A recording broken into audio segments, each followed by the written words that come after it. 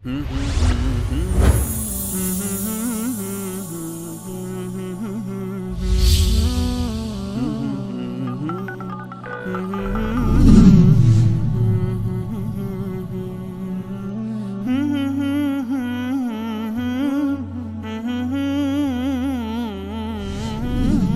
الله الرحمن الرحیم. با عرض سلام خدمت دوستان و استاد انصاری و دیگر موحدان عزیز. شعری سرودم فقط به خاطر آقای انصاریان که واقعا خیلی من دوستش دارم. حالا شعرم رو میخونم. اهل سنت یا خدا گفت، با محبت یا خدا گفت. اهل سنت پیرو دین محمد، با دلی پر از محبت. عاشق آل محمد، با محبت یا خدا گفت. یا خدا گفت اهل سنت، پیرو توحید و سنت. دینشان دین هدایت، میکنن از دین حمایت.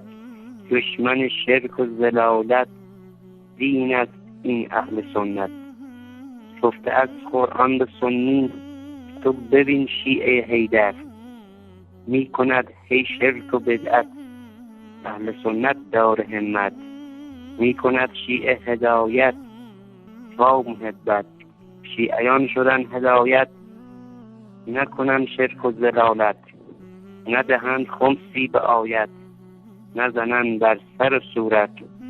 شدن نیز اهل سنت، گفتند به مجلسی، کرده ای دین بدعتی.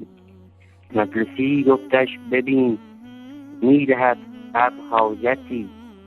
اهل سنت گفت ببین، دینتان دین مشرکین. مجلسی گفتش بهارم، این کتاب باوقارم.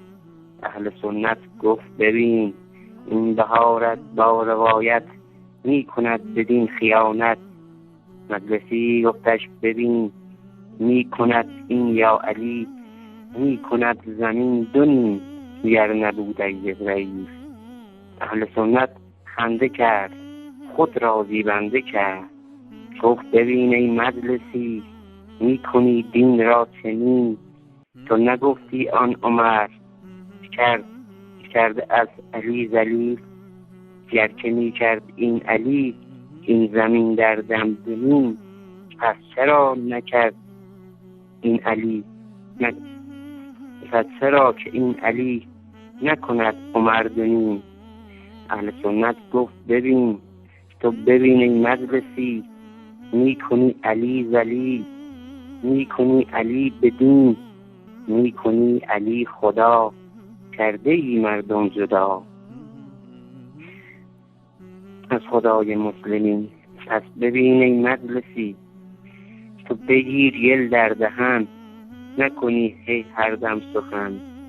مجلسی زوری زد و گفت یا علی. اهل سنت گفت ببین، این علی خود شد ربی. می کنی هی کفر بدین. مجلسی شد عصبانی، رفتشین پیش کلینی. گفت کلینی، می کند این شخص سنی.